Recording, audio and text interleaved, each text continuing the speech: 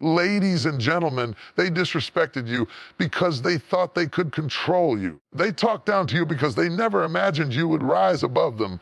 They wounded you expecting a war, a fight, a clapback. But instead, you gave them silence, and that silence is louder than any scream you could have made. Your silence after the disrespect isn't weakness, it's warfare. Your calm isn't cowardice, it's confirmation that you're evolving.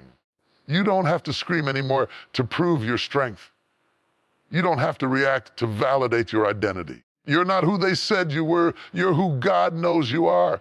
And your silence is the thunder that echoes that truth. Your silence is the sound of self-respect. Your silence is strategy, because while they gossip, God is working. While they mock, heaven is moving. While they plot, God is preparing a table right in front of them.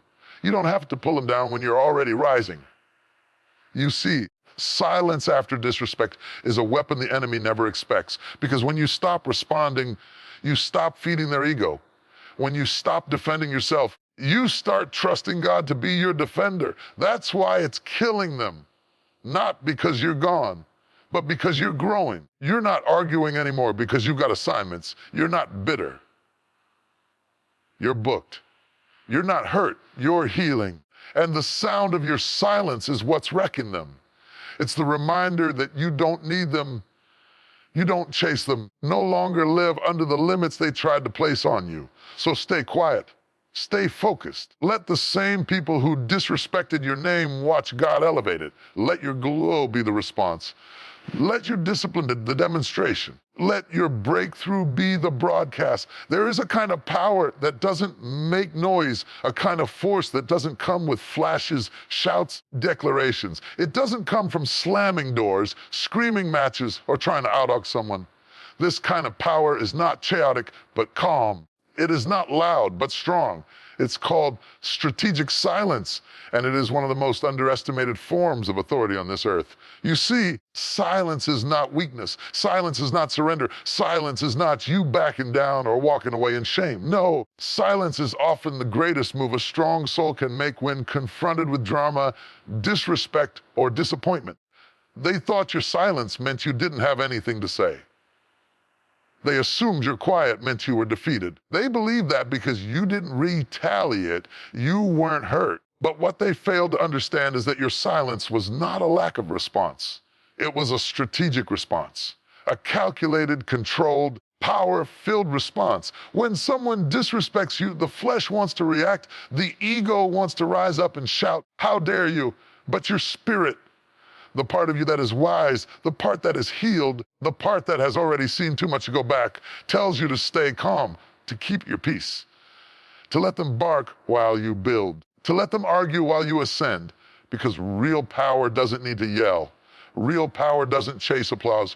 Real power doesn't beg for recognition. It just stands. It just keeps walking. It just trusts that vindication comes not through confrontation, but through elevation. Think about that moment when they slandered your name. You wanted to defend yourself, but something in your spirit told you, let it go. That was strategy. That was wisdom. That was God showing you how to keep your crown on your head when someone else was trying to knock it off. You see, people are watching. Oh yes, they're watching closely. The same ones who disrespected you are checking to see if they still have access to your peace. They're watching to see if you'll fall apart like they hoped you would. They're watching to see if their betrayal broke you. And when you remain silent, remain poised, when you remain focused, it kills them. Not because you hurt them intentionally, because you've shown them that you're no longer at their level. You've leveled up emotionally, spiritually, mentally. And now you operate from a higher realm where peace is power and noise is a distraction. Strategic silence gives you room to hear from God, because when you stop shouting, you start listening. And when you start listening, you gain clarity. You gain perspective. You start seeing that the rejection was actually redirection, that the disrespect was actually revelation, that the closed door was actually protection. You can't see that while you're still shouting. You can't grasp that while you're still defending yourself to people who never intended to understand you. So many people lose time, energy, and purpose trying to win arguments that don't matter. But silence teaches you what's worth your words. Silence disciplines you. It humbles you. It trains you to hold your tongue when your pride wants to speak. Teaches you how to walk away, not in defeat, but in dignity, because silence is not passive. Silence is not absent. Silence is not giving up. It is active resistance to chaos. It is divine restraint in the face of temptation. It is you saying, I choose not to waste my roar on someone who cannot handle my whisper. Some people are loud because they're empty. You don't need to be loud when you're full. You don't need to shout to prove your strength. You prove it in your calm. You prove it in your progress. You prove it by showing up day after day, growing, glowing, healing, succeeding, and saying nothing. And the enemy hates that. He hates your silence because it shows that you are no longer easily controlled. You're no longer triggered by every attack. You're no longer reactive. You become unshakable, and that makes you dangerous. Strategic silence is not about suppression. It's about wisdom. It's knowing when to speak and when to be still. It's knowing that timing matters, and not every season is a speaking season. Some seasons are for sowing, some are for growing, and some are for listening. Some seasons are not for clapping back, they're for climbing higher. So let them wonder. Let them sit in the discomfort of your quiet. Let them wrestle with the fact that they no longer have the access they once had. You're not who you used to be, and your silence proves that. You've grown past the need to fight small battles. You've outgrown the need to always be heard, because now you're being seen. Your life is your voice now. Your fruit is your defense. Your peace is your proof. Growth is not the absence of pain. It's the presence of perspective. It's the ability to sit with what hurt you, what confused you, what embarrassed you, what tried to break you.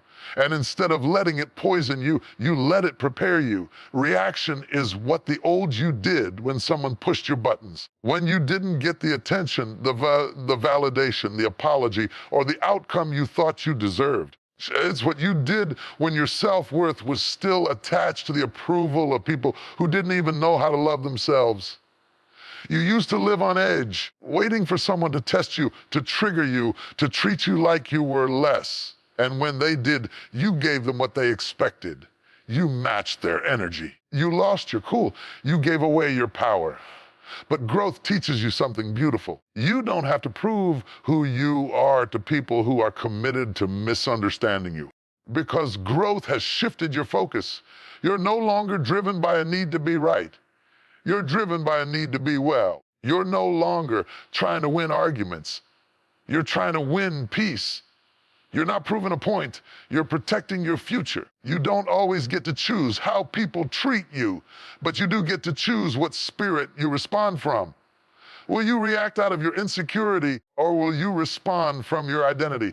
When you stop reacting, people will accuse you of being cold, arrogant, disconnected. You're not cold, you're focused. You're not disconnected, you're discerning. You're not arrogant. You've just learned that some conversations are beneath your purpose.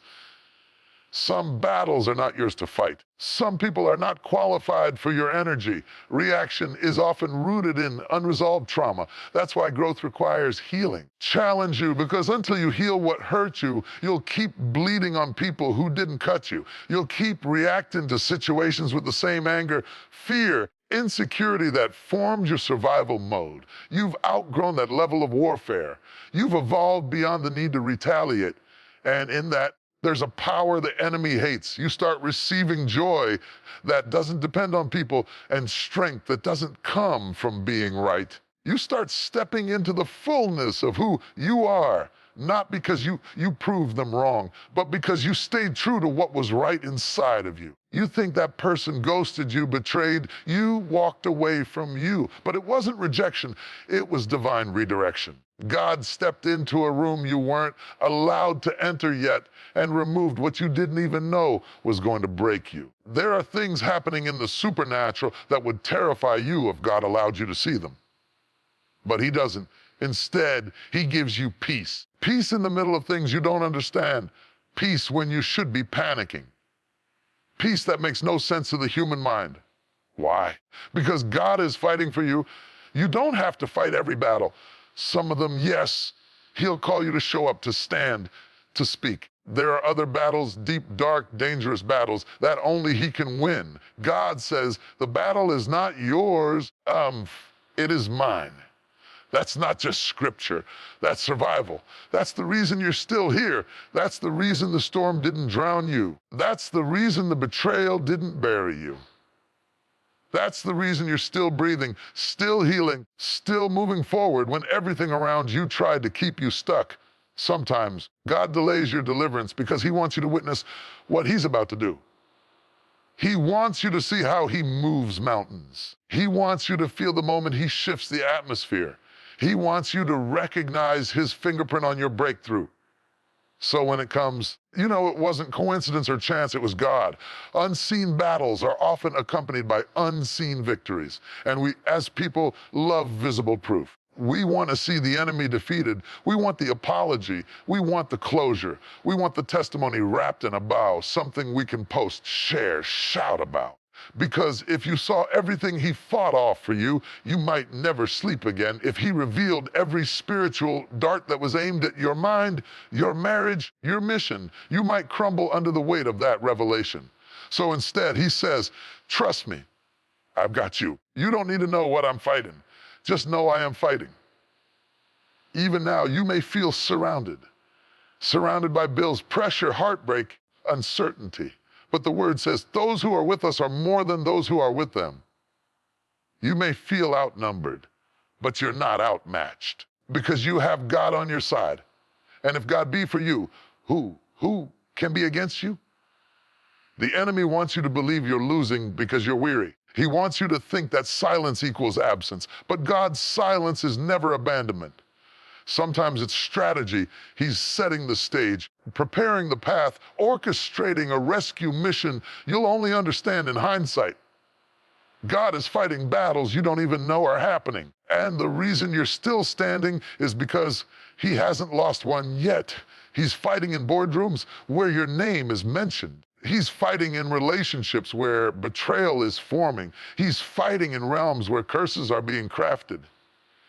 He's fighting over your children, over your health, over your destiny. So the next time you feel the weight of unseen pressure, just remember, there's a war happening that you're not meant to fight. But you're still going to win. There is a kind of calm that shakes the room more than chaos ever could. There's a kind of peace that screams louder than confrontation. And there is a kind of silence that makes those who once disrespected you sit with the discomfort of their actions. You see, when you choose to be calm after being disrespected, belittled, or wronged, you are not being passive, you are being powerful. You are stepping into a realm where maturity trumps emotion, where restraint reveals more strength than reaction, and where peace becomes your loudest statement. Instead, you went silent. You stood still. You kept your mouth shut and your head held high. You didn't match their chaos with chaos. You didn't match their insecurity with rage. You didn't fight fire with fire. You smothered it with wisdom. See, when someone does you wrong and you don't retaliate, it forces them to sit in their own guilt. They're left with their actions. No reaction from you to justify what they did. No explosion to make you look unstable. No drama to shift the blame. And it makes them rethink. It makes them revisit. It makes them replay the moment they crossed a line, and suddenly your calm becomes a mirror. A mirror they didn't ask for, but one they now have to face. People are rarely convicted by confrontation. When you argue with someone who wronged you, it often fuels their defensiveness. It gives them an excuse to focus on your reaction instead of their action. But when you respond with calmness, they have nothing to hold on to but the echo of their own behavior. Your calm is making them confront the truth about themselves. Your lack of response is shining a light on the depth of their immaturity, their brokenness, their manipulation, their pride. And for the first time, they can't use you as a distraction from the dysfunction within themselves. You see, calm is not the absence of emotion. It's the mastery of it. It's the ability to feel everything and still choose to rise above it. It's the strength to say, I could lash out, but I won't. I could drag you, but I'll walk away instead. I could match your energy, but I'm on a whole different frequency now. Because when you've done the work to heal, to forgive, to let go, you no longer entertain what used to throw you off course. You stop handing your power to people who haven't earned the right to be in your presence. You stop proving, defending, and explaining. You stop rehearsing the offense. You stop trying to make them see your side. Let your consistency speak for itself. Let your silence expose the noise in their spirit. Let your peace disrupt the chaos they carry. They can't comprehend why their drama didn't break you, why their betrayal didn't unhinge you, why their lies didn't dismantle your confidence. It's because they underestimated your growth. They confused your past pain with present weakness. They thought you hadn't changed, but you did. And your calm is proof. You are calm because you've realized that revenge is a distraction and reaction is a detour. And you've got places to go, things to build, purpose to fulfill.